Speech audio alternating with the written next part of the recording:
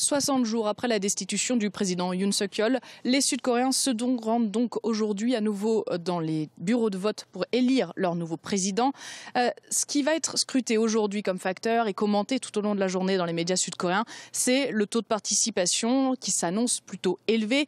On peut prendre par exemple les taux de participation au vote anticipé, parce que les Sud-Coréens ont pu voter jeudi et vendredi déjà pour cette élection.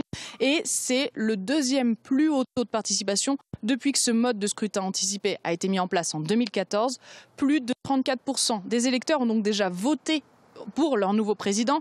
C'est aussi une forme de verdict de la part des Sud-Coréens que cette élection présidentielle, une façon pour eux aussi de rendre leur jugement sur ce qu'ils ont vécu depuis 6 mois, depuis l'instauration la nuit du 3 décembre de manière éphémère de la loi martiale, mais aussi la question de la destitution du président. Donc c'est aussi pour ça que l'on peut s'attendre à ce que les citoyens sud-coréens se rendent en nombre pour voter.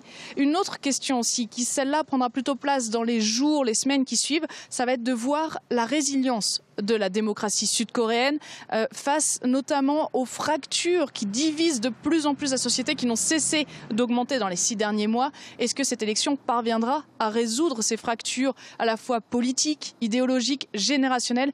Est-ce que grâce à cette élection et grâce à un nouveau président, le pays parviendra à retrouver une société plus apaisée? C'est la question qui se pose aujourd'hui.